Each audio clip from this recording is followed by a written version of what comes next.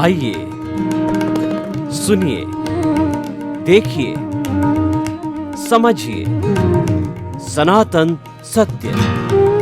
जैसी दृष्टि वैसी सृष्टि, दृष्टि विज्ञान। कुदरत, कुदरती रचना एवं कुदरत के कानून से शाश्वत सुख की प्राप्ति। जोधपुर के परम पूज्य महात्मा उपासक प्रोफेसर डॉक्टर सोहन राज तातेड़ के निर्देशन में सनातन सत्य। जैसी दृष्टि वैसी सृष्टि, दृष्टि विज्ञान।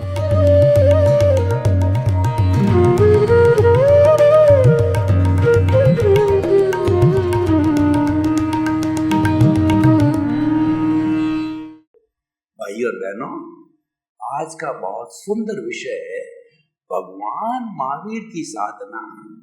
भगवान महावीर की साधना तो वो पूरी बताने के लिए घंटों घंटों क्या पूरा एक वर्ष भी लग सकता है, क्योंकि वो भगवान है। हरि अनंत, हरि कथा अनंत। हरि अनंत होता है और उसकी कथा भी अनंत होती है, लेकिन फिर भी हम कोशिश करेंगे आधा घंटे में बताने की।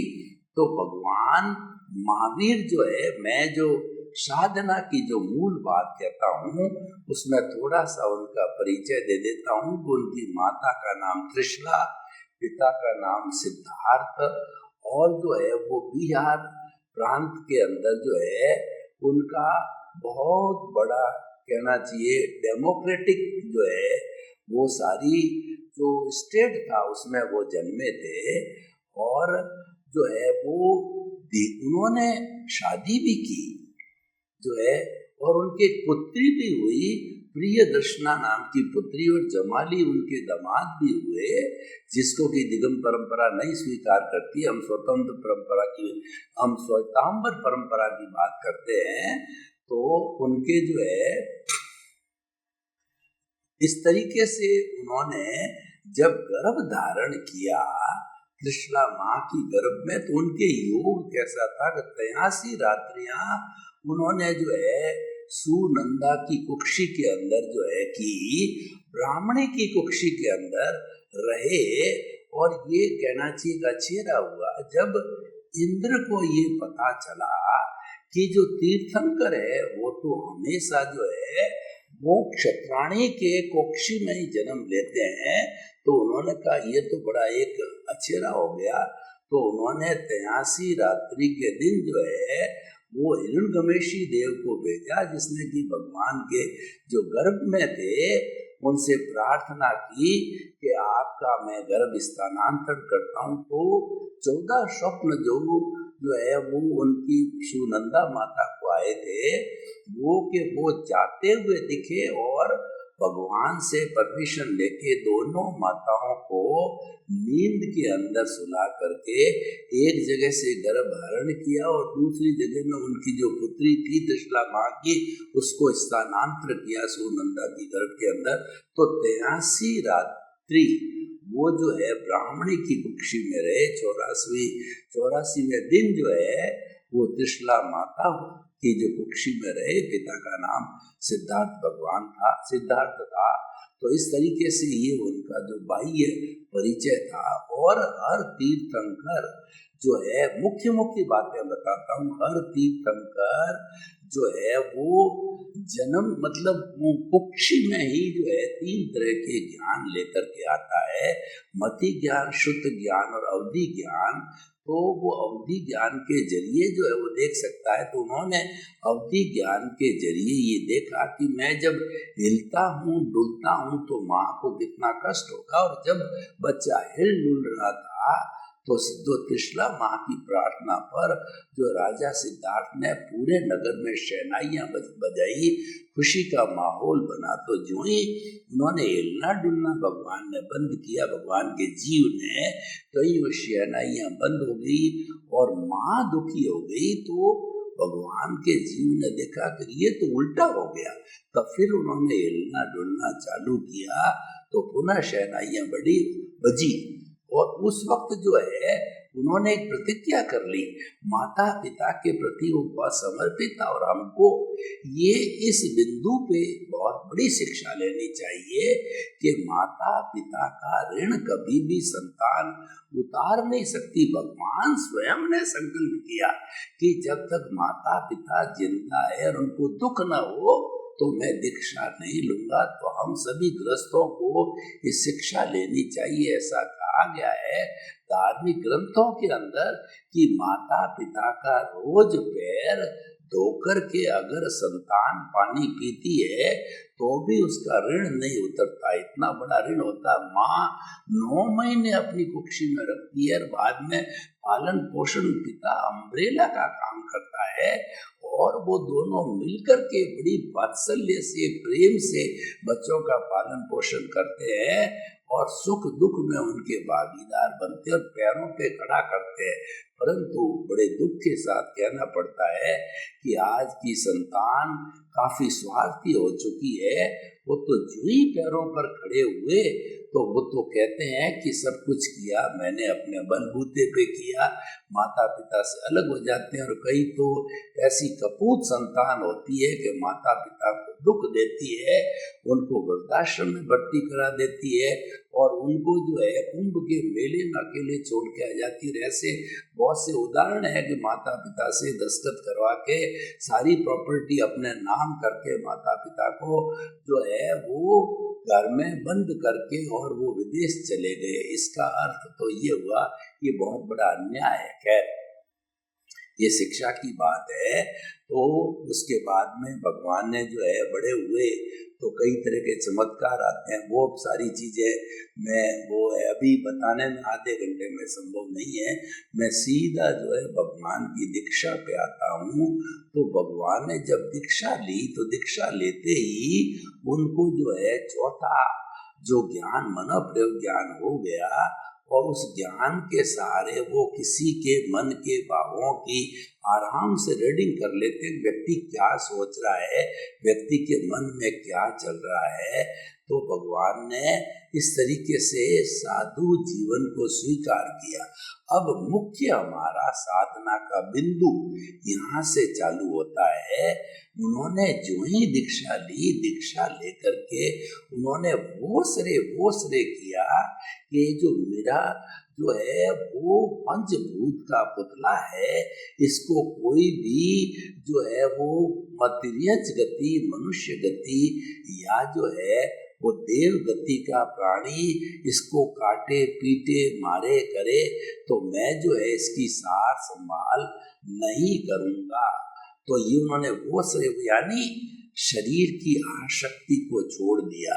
और एक बड़ी बात भगवान ने अपने अवधि ज्ञान से देखा कि मेरे जो कर्म हैं वो 23 तीर्थंकरों के कर्म और मेरे कर्म की तुलना करूं तो मेरे कर्म जो है बहुत भारी है।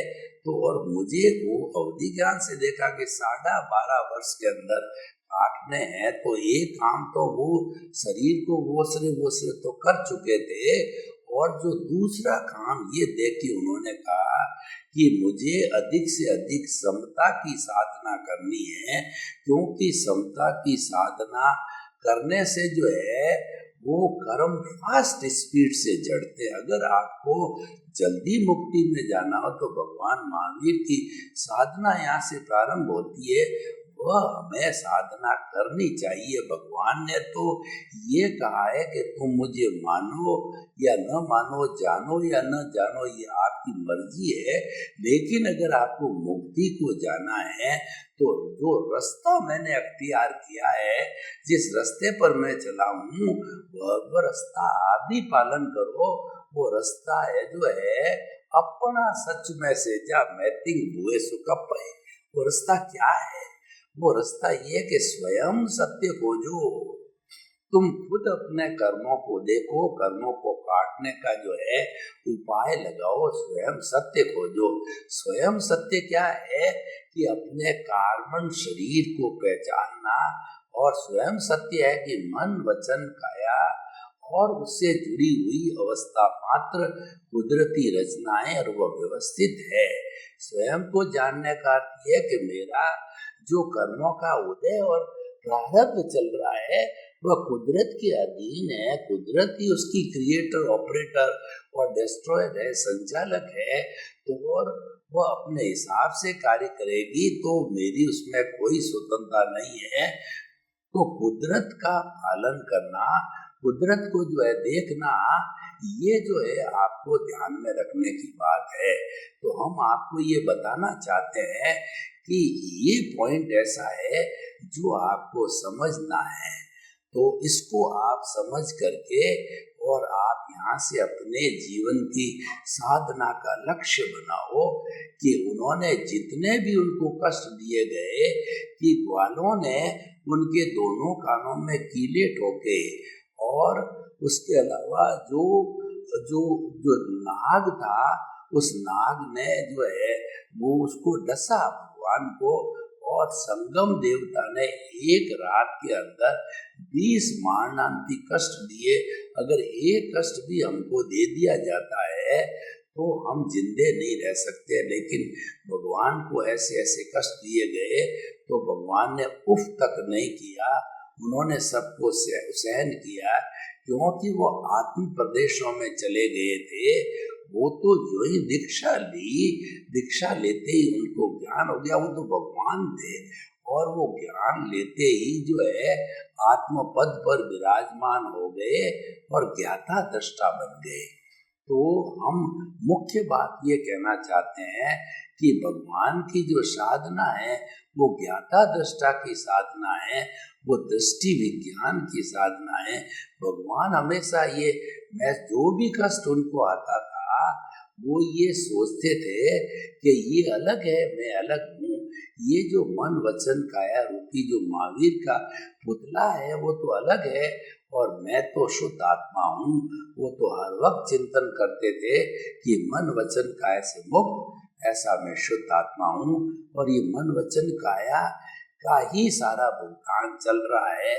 संगम देवता दे रहा है, जो कष्ट दे रहा है, सांप काट रहा है, वाले जो है वो कीले ठोक रहे हैं, या पैरों पर अंगीठी लगा करके खीर पका रहे हैं। तो भगवान को जो है इतने इतने कष्ट दिए कि उनको चोर जो है चोर के औजार उनके सामने ला के रख दिए।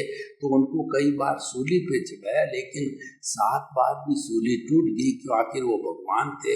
लेकिन कष्ट जो है इतने दिए गए कि एक व्यक्ति सहन नहीं कर सकता, लेकिन क्योंकि वो ज्ञाता दृष्टा थे, वो वेद विज्ञान कर रहे थे कि शरीर अलग है, मैं अलग हूँ, ये जो भुगत रहा है ये तो मन वचन काया रूपी शरीर ही भुगतेगा, क्योंकि यही जो है पीछे से कर्म करके आया है। मैं तो जो है इससे मुक्त जो है शुद्ध आत्मा हूँ, और उदय प्रारब्ध है वो सब मन वचन काया का है, वो मेरी शुद्ध आत्मा का उदय और प्रारब्ध नहीं है।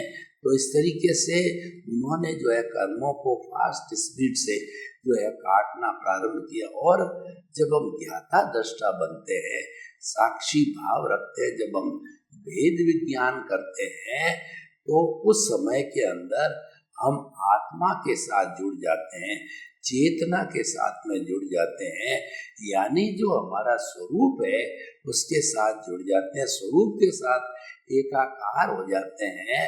प्रज्ञा जो है हमको कंट्रोल करती है, हम प्रज्ञा के जगत में चले जाते हैं। भगवान प्रज्ञा के जगत में जो है ना, आत्म प्रदेशों में चले गए, यानी वो प्रज्ञा के जगत के अंदर चले गए थे। प्रज्ञा मोक्ष की प्रतिनिधि है, और वो हमेशा मुक्ति में ले जाने की बात करती है। और थोड़ा मन अस्थिर हो जाता है, भटक जाता है, तो भी वह पुनः स्थापित कर देती है।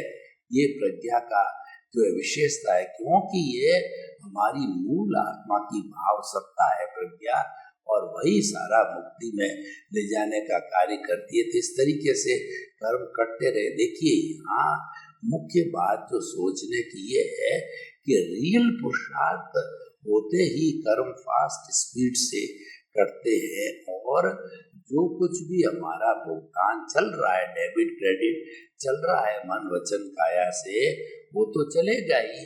तो वो सारा रिलेटिव पुरुषार्थ है। उसकी मूल बात भगवान की साधना की ये है कि जो हमारा बाहरी जगत का जितना भी भुगतान है, खुली आंखों का भुगतान है, उसके अंदर तो हमको साइलेंट रहना है, तटस्थ रहना है, मध्यस्थ रहना है, कोई प्रतिक्रिया नहीं करनी। प्रतिक्रिया विरुद्धि करेंगे तो क्या होगा कि फिर वो तो राग द्वेष का पुतला है, वो कर्म शरीर है, वो राग द्वेष का है। हमारा रिलेटिव पुरुषार्थ सारा राग द्वेष से जुड़ा हुआ है, इसीलिए उसको अज्ञा कहते हैं, इसीलिए उसको संसार कहते हैं। तो जो ही हम उनमें इंटरेस्ट लेना प्रारंभ किया तो ये और ज्यादा बढ़ जाएगा। और हमने मध्यस्थता रखी, उसमें हमको पता है कि ये तो काम करेगा ही। हम मध्यस्थ रहे, साइलेंट रहे, कोई प्रतिक्रिया नहीं की, कोई कमेंट्स नहीं किया, किसी के प्रति जो है हमने अभिप्राय और ओपिनियन नहीं दिया, तो क्या होगा, हमारे शुद्ध भाव हुए, यानी भाव नहीं पड़े। हमारा कॉजल बॉडी जो है नया नहीं बनता है, और कॉजल बॉडी नहीं बनता है और इधर फास्ट स्पीड से खप रहा है, तो भगवान का 12.5 वर्ष के अंदर नया कॉजल बॉडी नहीं बना, और जो पुराना है वो बर्फ की शिला की तरह फास्ट स्पीड से कटता रहा।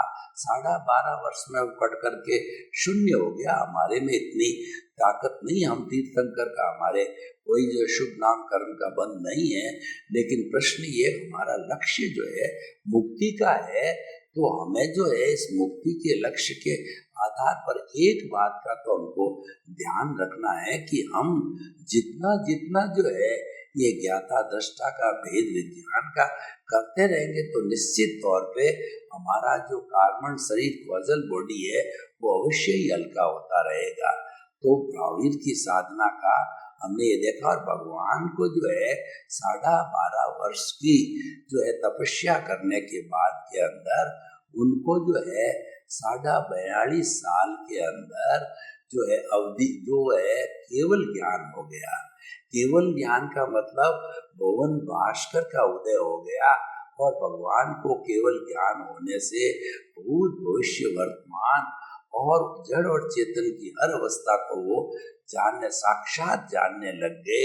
तो साक्षात जानने से इस पूरे ब्रह्मांड के सर्वश्रेष्ठ व्यक्ति वो बन गए, जिसको हम अरिहंत कहते हैं। उन्होंने जो है वो जो है 4 तीर्थ की स्थापना की, साधु साध्वी और जो है वो सावक साविका, यानी भगवान ने करुणाशील थे भगवान, उन्होंने कृपा करके 2 मार्ग निकाले साधना के, मुक्ति के, अपने स्वरूप को प्राप्त करने के लिए, शाश्वत सुख को प्राप्त करने के लिए। तो उन जो है उन मार्ग के अंदर भगवान ने एक तो महाव्रत का मार्ग दिया, एक अनुव्रत का मार्ग दिया। भगवान तो करुणाशील थे, सबकी मुक्ति चाहते थे। तो जो तम्मे सूरा से कम्मे सूरा, जो कर्मवीर होते हैं वही धर्मवीर होते हैं, यानी जो अपनी जो आध्यात्मिक शक्ति का विस्फोट कर सकते हैं वो जो है महाव्रती बने। महाव्रती होता है उसको 5 महाव्रत, अहिंसा, सत्य, चौर्य, ब्रह्मचर्य, अपरिग्रह, यानी हिंसा मात्र करनी नहीं, करवानी नहीं, अनुमोदनी नहीं, मन से नहीं, वचन से नहीं, काया से नहीं, वह फुल 100% त्यागी हो जाता है, और वो 100% इस कुदरत का हितैषी होता है, पर्यावरण संरक्षक बन जाता है, पर्यावरण को बिल्कुल भी क्षति नहीं पहुंचाता है, उसका दोहन नहीं करता है। क्योंकि जो साधु होता है वो उसके घर नहीं होता, रसोई नहीं होती, संबंध नहीं होती है, तीनों ही जो कुदरत के दोहन करने वाले हैं वो त्याग कर देता, उनको छोड़ देता है। तो भाई और बहनों, इस तरीके से महावीर की साधना चली और वो केवल ज्ञानी बने। तो केवल ज्ञानी बन करके 30 वर्ष तक 30 चातुर्मास किए, और उनकी इस अवधि के अंदर केवल ज्ञान के पहले कोई प्रवचन भगवान देते नहीं है। तो प्रवचन दिया तो पहला प्रवचन जो है वो त्रिपदी का दिया, जो कि बहुत ही इम्पोर्टेंट प्रवचन है। वो प्रवचन है उत्पाद वे द्रव्यात्मक सत, यानी कोई भी वस्तु है, चाहे जड़ हो या चेतन हो, उसका अस्तित्व कब है, जब उसके अंदर उत्पाद और व्यय दोनों होते हुए भी वो द्रव्य है। उत्पाद और व्यय का अर्थ ये हुआ कि उत्पन्न होना और खर्च होना, जिस कार्बन शरीर को हम अज्ञान कहते हैं, जब वो धाराशायी होना लगता है तो मान के चलिए कि आप जब धाराशायी संपूर्ण होने के बाद में आप स्वयं जो है सिद्ध बुद्ध मुक्त होकर के और आप मुक्ति को प्राप्त हो सकते हो। तो भाइयों और बहनों, हम आपको ये बताना चाहते हैं कि महावीर की साधना के मुख्य मुख्य बिंदु क्या थे कि भगवान महावीर की जो साधना है वो ज्ञाता दृष्टा की साधना थी। भगवान महावीर की साधना को दृष्टि विज्ञान कहा जाता है, वो भेद विज्ञान कहा जाता है। और हमारे जो सनातन सत्य के जो दो मुख्य सिद्धांत है वो भी वहीं से आए हैं। वो सिद्धांत ये है कि मन वचन काया तथा उससे जुड़ी हुई हर अवस्था मात्र कुदरती रचना व कुदरत के अधीन है। वो कुदरत के ताबे, उसकी क्रिएटर ऑपरेटर डिस्ट्रॉयर कुदरत है। और कुदरत के लिए कहा गया हुआ सो न्याय, वह कभी भी अन्याय नहीं करती।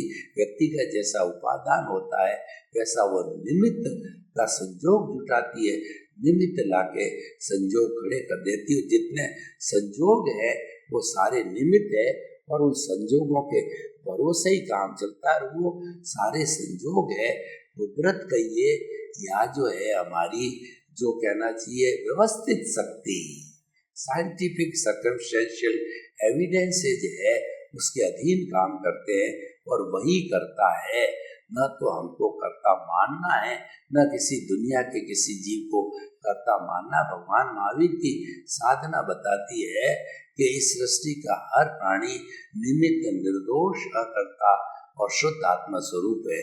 व्यक्ति किसी भी अवस्था में कैसा भी कार्य कर रहा हो, बुरा या अच्छा, लेकिन हमारे को उसको शुद्ध आत्मा स्वरूप में मानना चाहिए।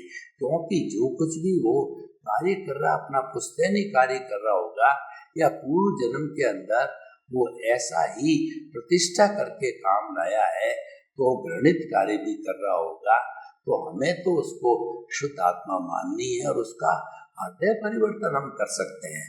देखिए कि जो सच्चा ज्ञान है वो हृदय परिवर्तन से प्राप्त होता है।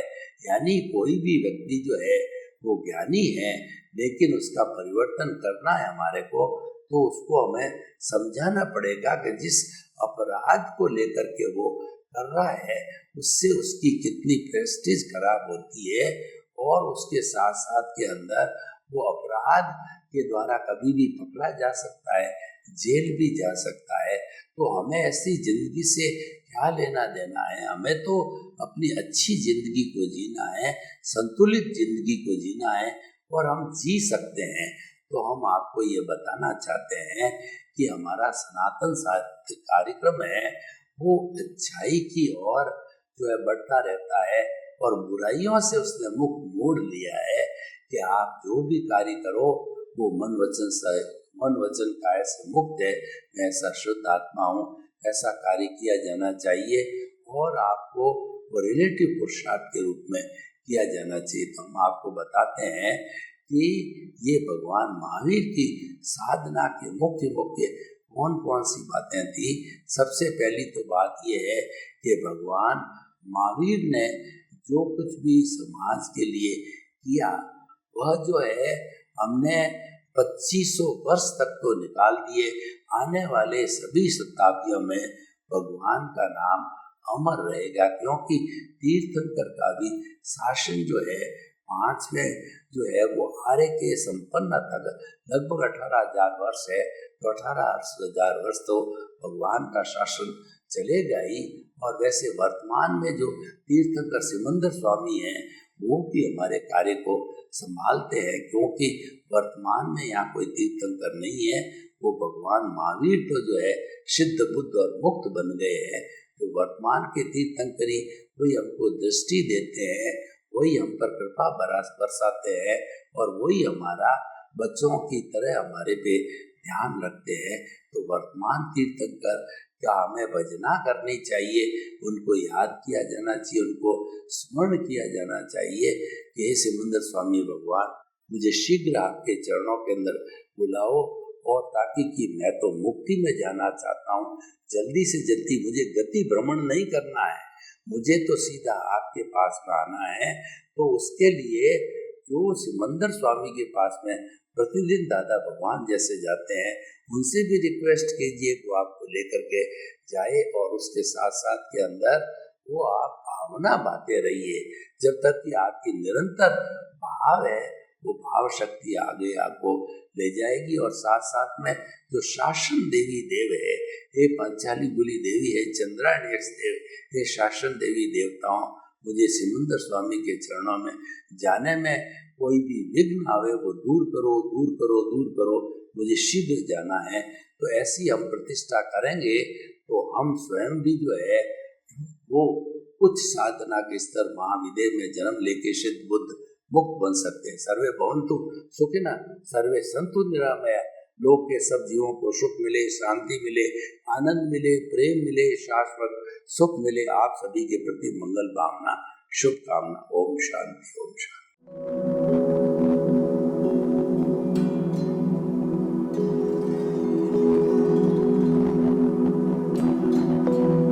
एक ऐसा अंतर्राष्ट्रीय ख्याति प्राप्त मानव जो गुरु प्रेरणा से पिछले 20 वर्षों से वानप्रस्थ जीवन जीते हुए 24 घंटे मानवता की सेवा में संलग्न है।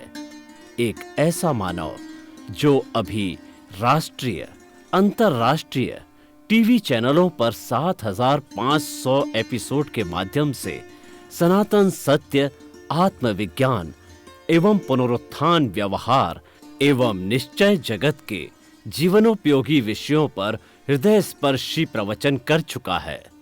उस मानव का नाम है महात्मा उपासक प्रोफेसर डॉक्टर सोहन राज तातेड़। प्रोफेसर तातेड़ द्वारा योग, दर्शन, शिक्षा विषयों पर रचित पीएचडी स्तर के 250 शोध ग्रंथ भारत के 100 प्रतिष्ठित विश्वविद्यालयों में शोधार्थी पढ़ रहे हैं तथा वे सभी शोध ग्रंथ वहां की सेंट्रल लाइब्रेरियों में उपलब्ध हैं। महात्मा सोहन राज ने अभी तक हजारों स्कूलों, कॉलेजों, विश्वविद्यालयों एवं संस्थाओं में सेमिनार, वर्कशॉप, कैंप लगाकर लाखों विद्यार्थियों को योग, दर्शन, शिक्षा का प्रशिक्षण देकर उन्हें सुसंस्कारित किया।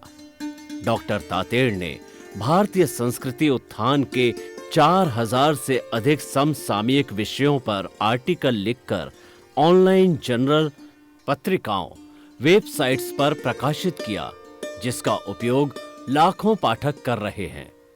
उपासक तातेड़ के 5000 से अधिक आज का सुविचार, आज का शुभ संदेश, आज का मंगल भावना योग आदि चिंतन websites, Twitter, blogger, Facebook, YouTube माध्यमों से लाखों लोग अपना जीवन निर्माण कर रहे हैं।